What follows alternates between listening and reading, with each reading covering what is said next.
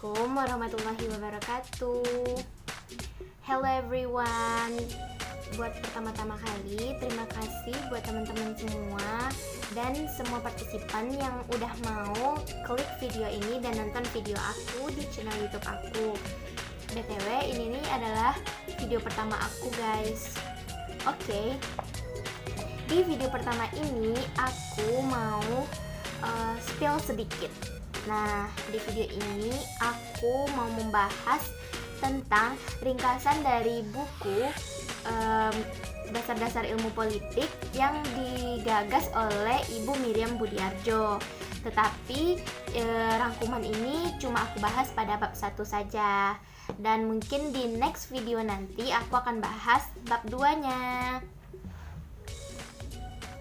Oke, teman-teman semua. Tetapi di bab 1 ini aku gak bakal bahas secara terlalu rinci. Aku cuma bahas mengambil poin-poinnya aja. Yaitu yang pertama aku bakal bahas perkembangan dan definisi dari ilmu politik itu sendiri. Selanjutnya nanti di definisi ilmu politik itu ada poin-poinnya. Nah, seperti negara, kekuasaan, pengambilan keputusan, kebijakan umum, pembagian atau alokasi. Nah, teman-teman semua, biar gak lama-lama banget, kita mulai aja pembahasannya. Oke, yang mau aku bahas pertama adalah perkembangan dari ilmu politik itu sendiri. Nah, buat teman-teman pasti pada belum tahu kapan ilmu politik itu lahir kan? Nah, ilmu politik itu lahir pada abad ke-19, pada akhir abad ke-19. Dan pada tahap ini, ilmu politik tuh berkembang secara pesat dan berdampingan dengan ilmu-ilmu sosial lainnya. Nah, teman-teman tahu gak sih ilmu-ilmu sosial itu seperti apa? Dan ilmu sosial lainnya yang aku maksud itu seperti apa? Nah, ini aku kasih tahu. Ilmu-ilmu sosial lainnya itu misalnya adalah sosiologi, antropologi, ekonomi, dan psikologi. Dan dalam perkembangannya, ilmu-ilmu sosial ini saling berkaitan dan saling mempengaruhi. Akan tetapi apabila ditinjau di dalam kerangka yang lebih luas lagi, seperti dalam aspek negara dan pemerintahan, maka ilmu politik ini jauh lebih tua umurnya.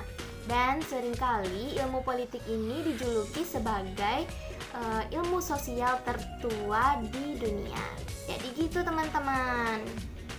Nah, di Yunani kuno misalnya, pemikiran mengenai negara sudah ada di Yunani kuno itu pada tahun 450 sebelum Masehi, yang terbukti dalam karya-karya ahli sejarah Herodotus atau filsuf-filsuf seperti Plato, Aristoteles, dan karya-karya ahli sejarah lainnya.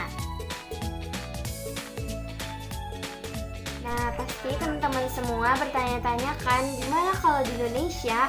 Nah, kalau di Indonesia juga ditemukan tulisan-tulisan yang memuat bahasan tentang politik ini. Contohnya adalah Negara Kertagama yang dimuat pada masa Majapahit di abad ke-13 dan abad ke-15. Pesatnya perkembangan ilmu politik sesudah Perang Dunia Kedua tersebut juga disebabkan karena mendapat dorongan kuat dari beberapa badan internasional, terutama UNESCO. Terdorong oleh tidak adanya keseragaman dalam terminologi dan metodologi ilmu politik, UNESCO pada tahun 1948 menyelenggarakan suatu survei mengenai kedudukan ilmu politik di kira-kira 30 negara. Proyek ini dipimpin oleh W.E. Bernstein dan Princeton University, Amerika Serikat, yang dipimpin kemudian dibahas oleh beberapa ahli dalam satu pertemuan di Paris dan menghasilkan buku Contemporary Political Science pada tahun 1948.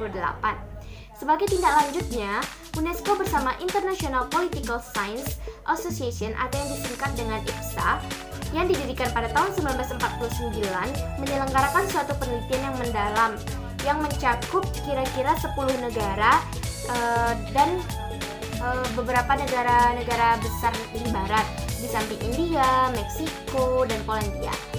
Pada tahun 1952, laporan-laporan itu dibahas dalam suatu konferensi di Cambridge, Inggris, dan hasilnya disusun oleh Robson dari London School of Economics and Political Science. Buku ini merupakan bagian dari suatu rangkaian penerbitan UNESCO mengenai pengajaran dari beberapa ilmu sosial termasuk ekonomi, antropologi budaya, dan kriminologi.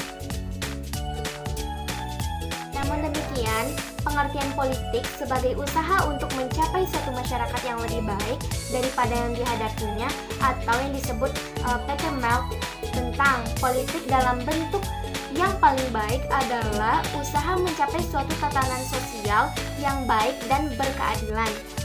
Politics at its best is a noble quest for a good order and justice. Betapa samar-samar pun tetap hadir sebagai latar belakang serta tujuan dari kegiatan politik itu sendiri. Dan pada umumnya politik dapat dikatakan bahwa politik itu adalah usaha menentukan peraturan-peraturan yang dapat diterima baik oleh sebagian besar warga untuk membawa masyarakat ke arah kehidupan yang lebih baik dan yang lebih harmonis.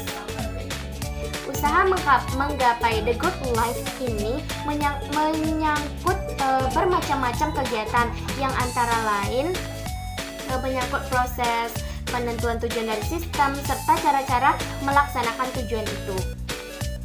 Oke teman-teman semua, thanks for watching and don't forget to like and subscribe ya, because your like and your subscribe is so important for me. Thank you.